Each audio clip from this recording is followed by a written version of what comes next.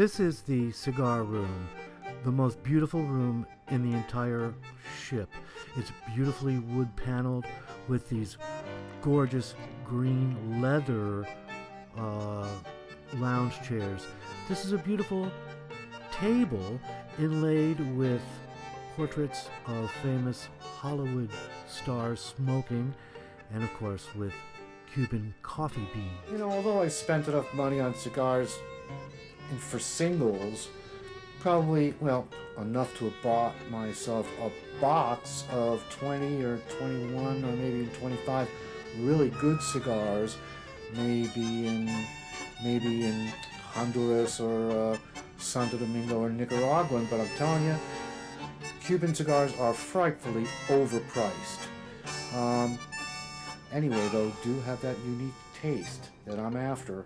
So, you know, I probably, the other thing is, if you spend on a box and you only, let's say you don't like the first one or the second one, then you're stuck having spent over $100 for a cigar box full of that you're never going to really enjoy. I'm checking out them singly, and then when I find one that I like by smoking singles, then I'll buy a box. Georgetown came in from my window. I'm kind of happy with my date.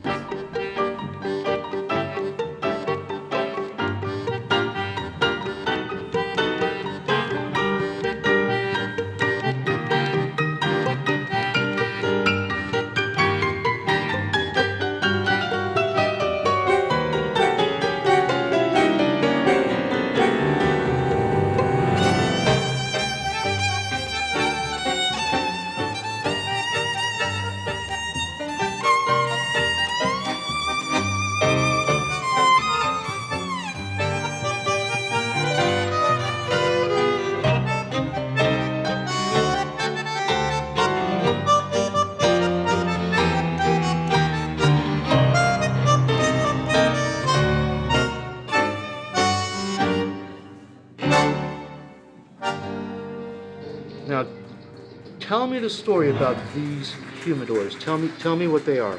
Well, Cohiba was launched in 1966, and for the 50th anniversary, they launched the Cohiba Majestuoso humidor, containing 20 pieces. It's a unique size, a unique vitola, especially made for that humidor. It's a fantastic cigar. It's a beautiful cigar, beautiful wrapper, the Cohiba color in the wrapper. Yeah. Very limited number, quantities, they are all numbered. Now tell me about how many of those were made? 1966 humidors for the whole world. And how many of them do you have? Well, right now I have 2. Okay. Now, how do you sell them? Okay, how much is it going to cost me to buy one? 25,000? Not really. 10 will do it. 10 will do it. We can settle for 10. For 10. That's great. Thanks. This tourist trap is located closest to the ships, terribly overpriced, but they are close. These are the cigars that I bought. From left to right is a Partagas, a Sancho Panza Cuban, a Ramon Ayones Cuban, a Quai d'Orsay, a Hoyo de Monterrey, which is a real one, a Monte Cristo number 4, which everybody, you know, it's my breakfast. And this is a Bolivar and a Punch, all Cuban. One of the ways to guarantee that you are buying actual Cuban cigars as opposed to fakes is to buy them from a La Casa del Habanos, which is the government authorized seller of Cuban cigars. The way to tell is by this peculiar logo found in the corner.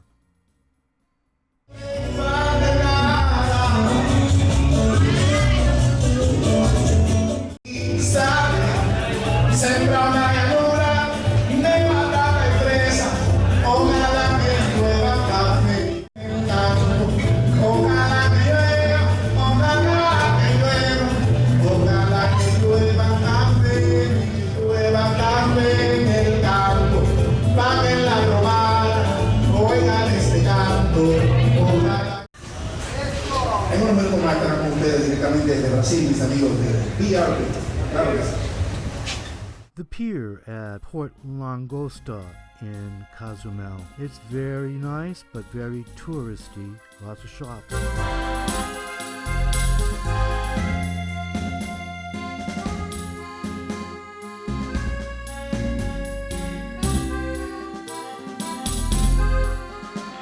Walking in to buy my cigars from this place because this is the real deal. This is the authentic Casa del Habanos.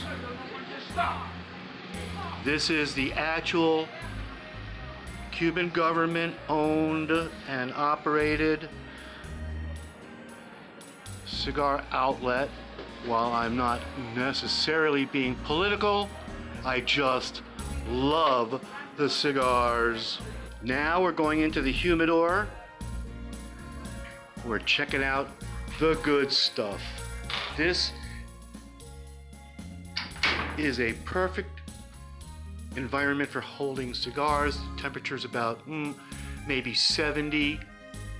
The humidity feels like about maybe 70 or 71 degrees. Or I'm telling you, this place, all the good stuff.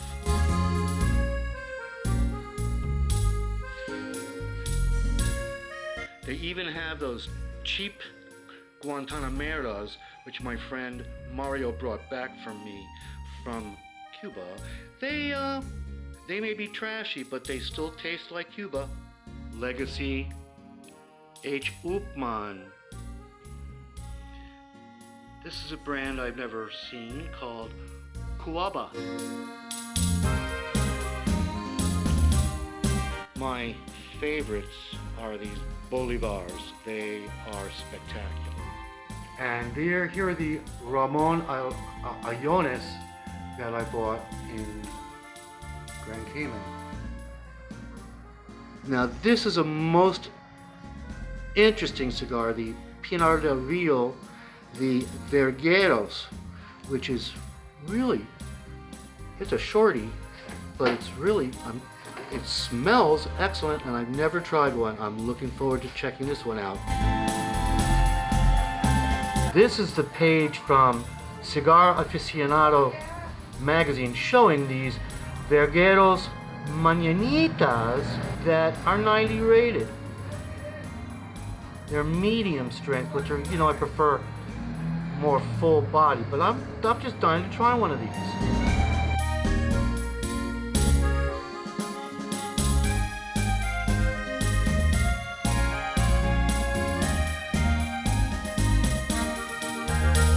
It's nice of them to provide this as a guide for those who don't really know. Well, being true to my purpose for coming on this whole cruise, I had to buy some cigars in Cozumel, and of course they have a Casa del Habanos there, so I had to stop by and stock up on a couple things that I had not ever had before. And of course I had to pick up a couple accessories, including this beautiful Monte Cristo baseball cap and this beautiful Cohiba t-shirt. And being true to Mexico, I decided to buy two of these Mexican cigars. This is a Te Amo, and it's wrapped in a San Andres tobacco wrapper, but it also has this cedar liner in this tube, which is beautiful. And this is a Don Ramos, which is a Maduro, which is a beautiful sweet wrapper, which I'm looking forward to trying. This is a Verguero, which is again, it's a not commonly seen Cuban brand. It's in limited release, and it's by the Pinar del Rio tobacco people. This is a Quintero, which is also not widely distributed internationally, just a few places, and this is one of them. Another one, a Robina, a Robina, another very old brand that common to Cuban lovers, and maybe some international fans, but it's not known very much around the United States of America. It's not like H. Upmann or Romeo y Julieta or any of those. So I'm kind of excited about these brands I've never even tried or even heard of.